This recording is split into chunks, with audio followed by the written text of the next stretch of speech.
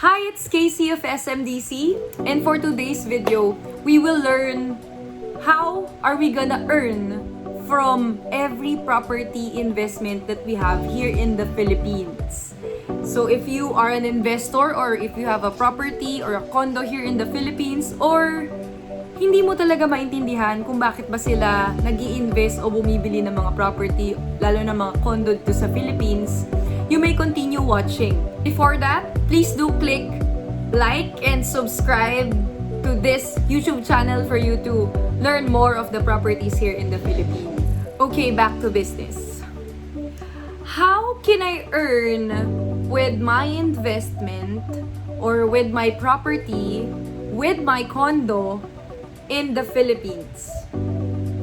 But before I answer that question, let me ask you if you have a pre-selling property or a ready for occupancy property.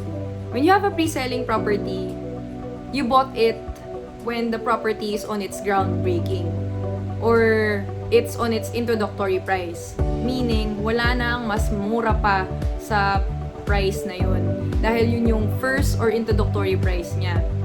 If you have a ready for occupancy property, of course, it's ready for turnover. You can actually have your return of investment with it. Okay. A pre-selling property. How will you earn with your pre-selling property? For the waiting time or the pre-selling stage, you are already earning. Because you bought it at the cheapest price, then habang tinatayo yung property mo, nagtataas din yung value ng unit. Pero yung binayaran mo, it's on the introductory price pa din. So you are already earning when you have your property on a pre-selling price. Usually there's price increase from time to every property. So when you reserve it on a pre-selling price, nag-earn ka na. Edge mo na yun. And of course, on a pre-selling property, you did not had a spot down payment. Meaning, wala kang malaking cash out or hindi sobrang risky yung investment mo dahil it's just a pinch of your income. Pinch meaning I don't belittle it. It's an amount of money, of course. But it's really an investment. It's investing on a solid property that is really worth it. Of course, pagka-installment naman, meron tayong stretch na payment. Hindi natin mararamdaman ang bawas nito sa ating income. It's an investment. Unlike for ready for occupancy property naman, of course, you will have your return of investment immediately. Meaning, you will have a cash out. Usually, the cash out is the 5% or the property. Meaning, there's a spot down payment. More or less, nasa 100,000 to 200,000 lang naman yung down payment. And then, you can already move in and you can actually use your property. So, that's for pre-selling and ready for occupancy. Now, for our two ways to earn as a property investors, first is for condo rentals. For condo rentals, there are two ways. Either you have it for rent for yearly and daily, weekly. It will be through Airbnb, Agoda, or other applications that you can apply for them to be able to rent your unit overnight. For yearly rent, there's a 1-year contract plus a security deposit. Usually, for tenants today here in the Philippines, they are paying the full advance payment of 12 months. So, assuming the monthly rent is 25,000 pesos, they will be reserving the unit for 12 months already. So, 12 months advance. 25,000 pesos times 12 months advance plus 1 month security deposit. So that is 13 months. So that's 25,000 pesos times 13 months. That's equivalent to 325,000 pesos cash out to the unit owner. So that is what you will be receiving for your yearly rent. Yes, from today, they're actually paying it in full, in advance payment. And some of the requirements that you will be needing are the 5 basic furnitures. Usually, ref, aircon, tables and chairs, bunk beds, and of course washing machine. The companies are making it like a dorm type for their employees. That's why they are renting the condo properties here in the Philippines. And for Airbnb naman, night stay ranges from 2,500 to 4,000 pesos overnight. So for 10 days that it will be booked, you can earn as much as 40,000 pesos. So from 25,000 to 40,000 pesos.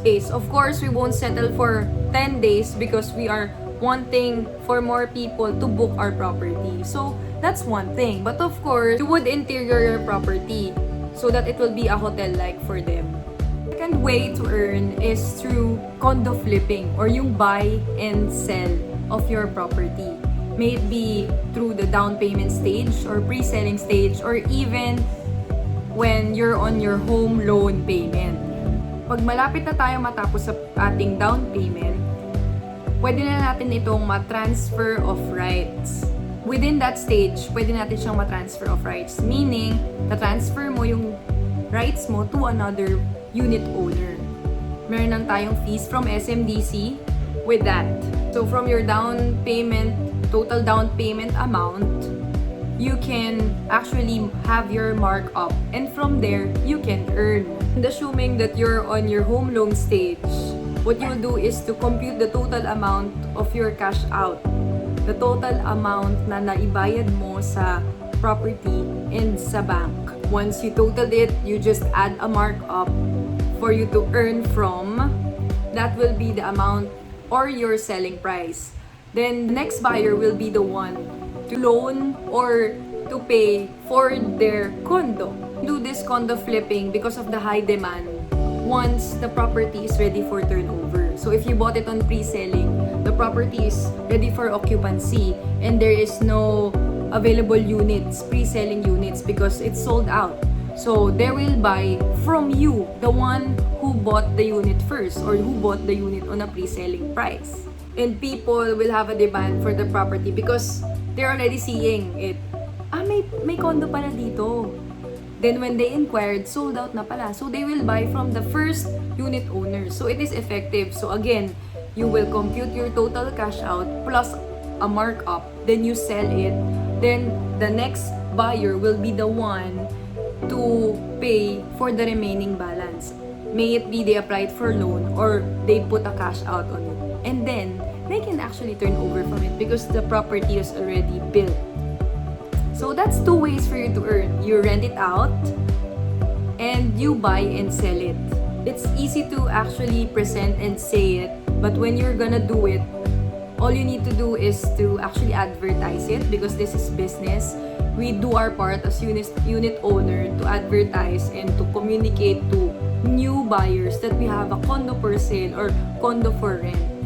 Well, with all the infrastructures and with all the projects that the build of the Philippines is doing, the properties in the Philippines will appreciate. So these are the ways that we can earn from the properties in the Philippines. I hope you learned and I hope you really understood how and why would people want to invest in the Philippines. Thank you for watching.